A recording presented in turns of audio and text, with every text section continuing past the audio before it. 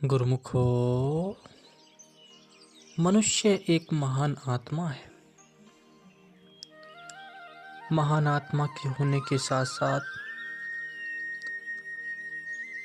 मनुष्य भले ही हजारों चतुराइयां कर ले, परंतु वे सब नाकामयाब सिद्ध होंगे, क्योंकि जब तक मन प्रभु के प्रेम में नहीं रंग जाता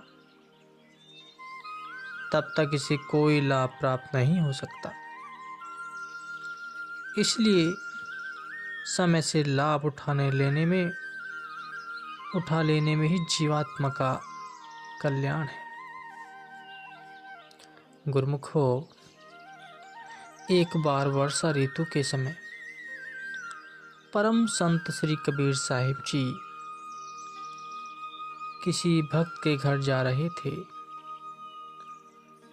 मार्ग कीचड़ से भरा हुआ था। तभी सामने से दो महिलाएं निकली, जिन्होंने बगल में आटे की मटकी दबा रखी थी। चलते चलते एक महिला का पैर कीचड़ में फिसल गया। उसने अपने बचाव के लिए जैसे ही दूसरी महिला का हाथ पकड़ा, वह भी कीचड़ में गिर गई। एक महिला जोर जोर से रोने लगी, जबकि दूसरी शांत व मुस्कुरा रही थी। परम संत श्री कबीर साहिब जी ने देखा कि नुकसान तो दोनों का बराबर ही हुआ है, फिर भी एक महिला रो रही थी, वह दूसरी मुस्कुरा रही थी। उन्होंने उन महिलाओं से इसका कारण पूछा। जो महिला शांत थी, उसने उत्तर दिया कि इन मटकियों में सत्तू का आटा था। मैं पीसते हुए बीच में ही मुट्ठी भर कर खाती रही, जबकि इसने रत्ती भर भी चक्कर नहीं देखा। इसका सारा परिश्रम व्यर्थ चला गया और भूख भी नहीं मिटी, इसलिए यह रो रही है।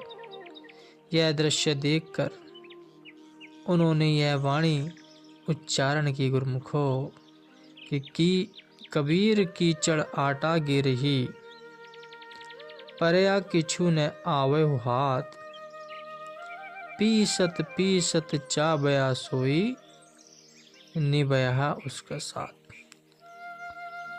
अर्थात कीचड़ में आटा गिर गया, एक कण भी हाथ नहीं आया। जिसने पीसते हुए खा लिया, उसी ने ही लाभ वाला काम किया। हमारा यह शरीर मिट्टी के बर्तन समान है, जिसने एक दिन काल के कीचड़ में गिर जाना है। जिसने नाम सुमिरन का लाभ उठा लिया, वही लाभ में है, वरना जब कर्मों का फल भोगना पड़ेगा तो उस समय अफसोस करने के सिवा कुछ भी हाथ नहीं आएगा। यह तन कांचा कुंभ है, लिए फिरे था साथ, टपका लगा फूटी गया, काछू न आया हाथ। श्री परम संत कबीर साहिब जी कहते हैं, यह शरीर कच्चे घड़े की जैसे है, जिस पर इंसान नाच करता हुआ इतराता फिरता है। काल की एक चोट से ही यह टूट कर बिखर जाएगा और हाथ कुछ भी नहीं आएगा। इसलिए महापुरुष सुजाग करते हुए सदैव यही वचन करते हैं कि समय एक सार वस्तु है। जीव को एक एक पल का सदुपयोग करना चाहिए। समय किसी की प्रतीक्षा नहीं करता। एक बार जो हाथ से निकल गया, उसे वापस लाना असंभव है गुरुमुखो। समय बहती नदी की धार सदृश है।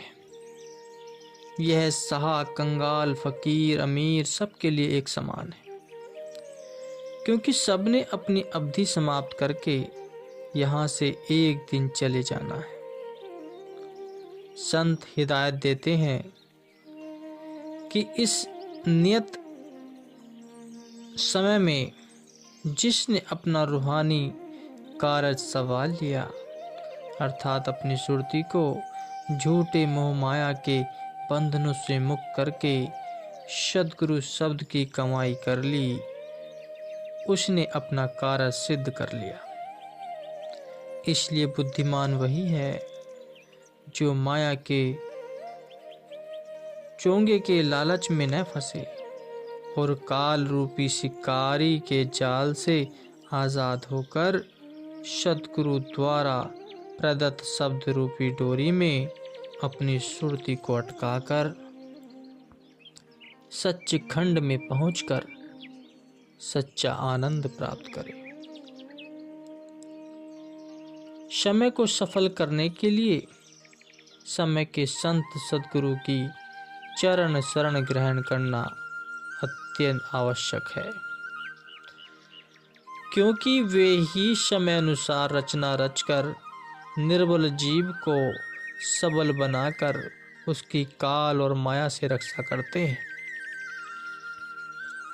वही सौभाग्यशाली है जो आलस्य को त्याग कर अपना रूहानी कारज करके समय का पूरा लाभ उठाते हैं और सच्ची दरगाह में शोभा पाते हैं। गुरुमुखो, जगत में कौन सुखी है, वह कौन दुखी है?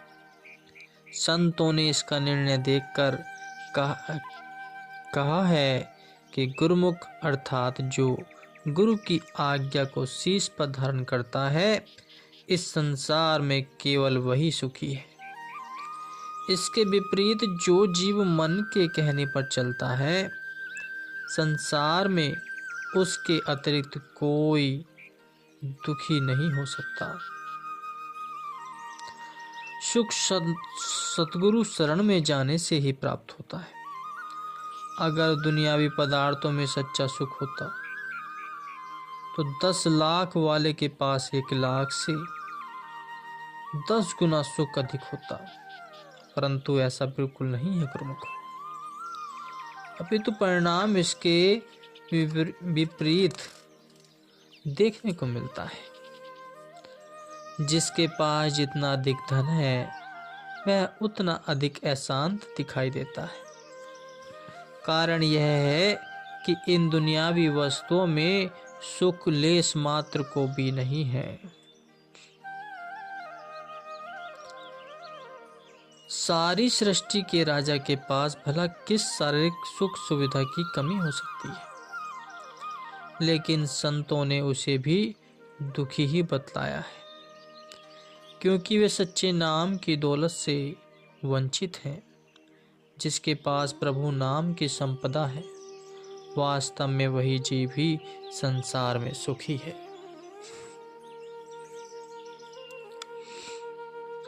संसार जिन वस्तुओं में सुख की तलाश करता है, वास्तव में वह मार्ग उसे सुखों से कोसों दूर ले जाता है। परिणाम स्वरूप मनुष्य दुखों व कष्टों में गिरकर सुख का सांस तक लेना भूल जाता है। जिस प्रकार कोई आदमी दिल्ली का टिकट लेकर बंबई की ओर जाने वाली गाड़ी में चढ़ जाए तो उसका क्या हाल होगा। अपने गंतव्य स्थान से कोसों दूर होता हुआ चला जाएगा और गलत टिकट लेने के अपराध में सजा भी भुगतनी पड़ेगी। गाड़ी में बैठा भी और गाड़ी चल भी रही है, किंतु फिर भी पल पल में अपनी मंजिल से दूर होता चला जाएगा। ऐसे ही सुरती रूपी गाड़ी चल रही है। जो इस पर नाम की टिकट लेकर सवार होते हैं, वे तो अनायास ही सच्चिखंड पहुंच जाते, और जो जीव बिना नाम की टिकट के इस पर चढ़ने का प्रयत्न करते हैं, वे रास्ते में ही उतार लिए जाते हैं और उन्हें यमदूतों की यातनाओं का शिकार होना पड़ता है। संत सद्गुरु दयाल होकर जीव की सुरती के रुख को मनमति से हटाकर शब्द की डोरी पर चढ़ाकर सच्चिखंड की ओर खींचते हैं। भाग्यशाली रूहें जिनके पास नाम की टिकट होती है, सद्गुरु का सानिध्य पाकर आँखों के ऊपर निज देश में पहुंचकर महा आनंद को प्राप्त करती है। उन्हें दुर्दरगाह में भी सम्मान प्राप्त होता है। प्रभु का सुमिरन करने से दरगाह में सम्मान प्राप्त होता है। सत्पुरुष कथन करते हैं कि प्राणी, तू मनमति को त्याग कर गुरुमति ग्रहण कर, क्योंकि मन की चतुराई में फंसकर कई बुद्धिमान व्यक्तियों ने अपने जीवन को तबाह कर डाला है। संत सद्गुरु संसारी रूहों को सच्चिखंड की ओर खींचते हैं और सचेत करते हैं कि जिन संसारी वस्तुओं में चित अटकाकर तो सुख ढूंढने का प्रयत्न कर रहे हो, उन वस्तुओं से अपना दिल हटाओ। ये वस्तुएं सुख रूप नहीं अपितु दुखों का घर है। भगवान और सांसारिक जीवों के ख्यालों में बहुत भारी अंतर होता है। सांसारिक मनुष्य की जो रात है वह भक्तों का दिन होता है, और जो भक्तों की रात होती है वह सांसारियों का दिन होता है। जैसे दिन और रात का आपस में मेल नहीं है, ऐसे ही भक्तिवान और मनमति वालों का आपस में मेल नहीं होता। भक्तिवान व्यक्ति का जिस तरफ मुख होता है, मनमुखों की उस तरफ पीठ होती है, और जिधर भक्तिवान गुरुमुख की पीठ होती है, मनमुख का उधर मुंह होता है। सांसारिक मनुष्य और गुरुमुख दोनों में भारी अंतर होता है। वह संसार की वस्तुओं के माया जाल में फंसा हुआ होता है, और गुरुमुख संतों के वचन पर चलने के लिए तत्पर तैयार होते हैं। वे कभी मार्ग से नहीं भटकते। उन्हें जो मार्ग दिखाया जाता है वह उसी मार्ग पर चलकर अपना जीवन सफल बनाते हैं। सत्पुरुष कहते हैं कि जिस अस्थायी घर को छोड़कर चले जाना है, उसमें तो जीव ने मन को रमा रखा है, और जहां अपने असली घर पहुंचना है, उसकी इसे कोई चिंता फिक्र नहीं है। और कहते हैं कि जो जीव सतगुरु के चरणों का आश्रय ले लेते हैं, वे बंधन मुक्त होकर अपनी मंजिल तक पहुंच जाते हैं। मनमुख सदैव विषय विकारों की गंदगी में सुख को ढूंढते हैं, परंतु परिणाम में असफलता ही हाथ लगती है, क्योंकि वे सत वस्तु का त्याग करके उसकी परछाई के पीछे भागते हैं। उनकी सब भाग दौड़ और कार्रवाई गलत होती है, इसलिए वे अपने जीवन को दुखमयी बनाकर नारकीय यातनाएं सहने को बाध्य हो जाते। सत्पुरुष फरमाते हैं कि जो इंसान अपने मालिक से मिलने का पुरुषार्थ नहीं करता, उसके खाने पीने पहनने और शरीर के सब सुख, साज श्रृंगार और कुटुंब परिवार पर धिक्कार है, क्योंकि खात पीत खेलत हसत विस्तार, कवन अरथ मृतक सिंगार। जो न सुनहि जसु परमानंदा, पशु पंखी त्रगद जोनी ते मंदा। कहते हैं कि उसका खाना पीना खेलना हंसना ऐसे है जैसे मृतक देह का सिंगार, अर्थात जैसे मृतक प्राणी का कितना भी हार श्रृंगार क्यों न कर लिया जाए, परंतु वह सब व्यर्थ है। जो जीव प्रभु का यश नहीं सुनते, उनके लिए कथन करते हैं कि वे पशु पक्षी एवं अन्य नीच योनियों से भी निम्न स्तर के, क्योंकि उन्होंने तो एक योनि भुगत ली है, जबकि मनुष्य नए सिरे से 84 खरीद रहा है। गुरुमुखो, आम सांसारी मनुष्य विषय विकारों में सुख की तलाश कर रहा है, लेकिन उनमें सुख लेस मात्र भी नहीं है। फिर जिस वस्तु का जहाँ ठिकाना ही नहीं, उस वस्तु को वहाँ ढूंढने से क्या लाभ। जीव व्यर्थ ही इस उधेड़ बुन में अपने अनमोल समय को नष्ट कर रहा है।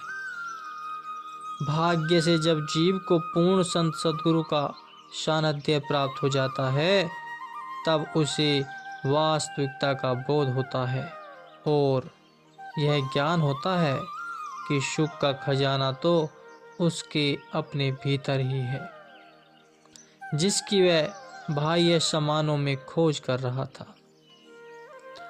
संत सत्पुरुष सदैव परोपकार के लिए ही जगत में आते हैं। वे अपने तन पर कष्ट सहन करके जीवों को सुख का मार्ग निर्दिष्ट करते हैं।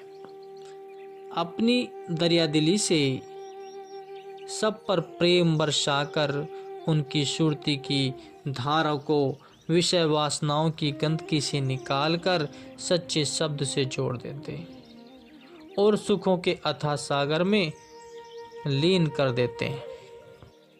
वह नाम रूपी अमोलक रत्न सद्गुरु की अनुकंपा के बिना प्राप्त नहीं हो सकता।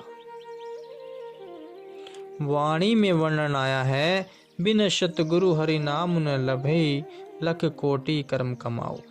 अर्थात सद्गुरु की कृपा के बिना सतनाम की प्राप्ति नहीं हो सकती, चाहे जीव कितने भी कर्म क्यों न कमा ले।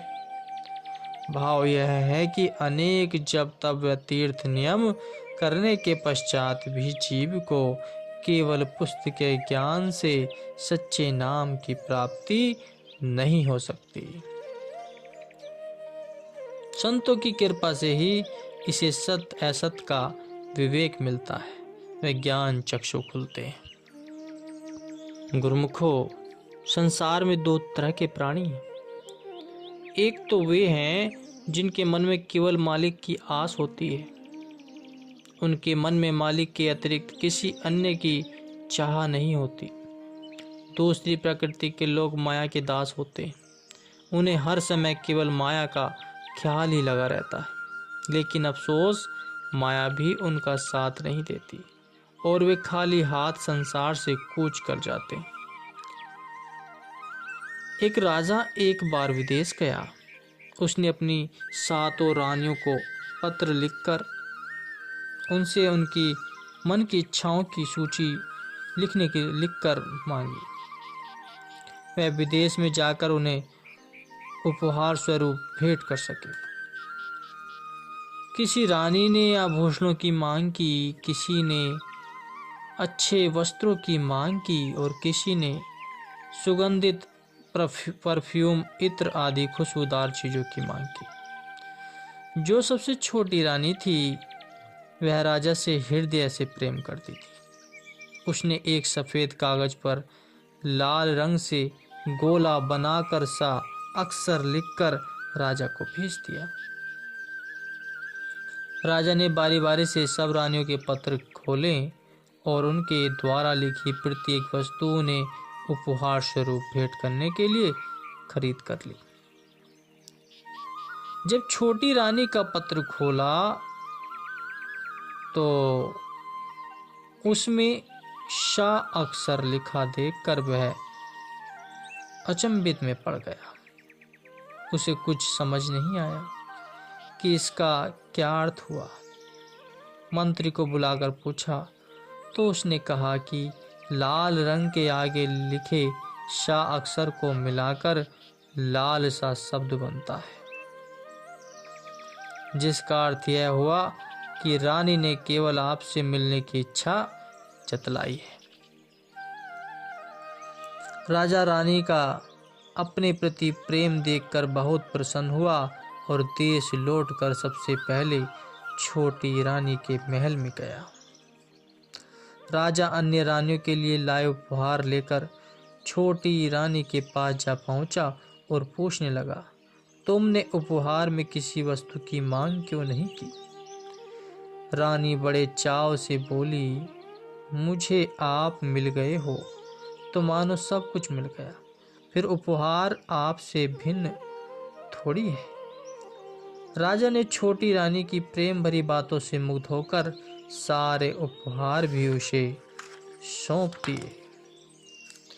इसी प्रकार यदि मांग भगवान को पाने की हो तो माया स्वयमेव दासी बनकर सेवा के लिए तैयार हो जाती है।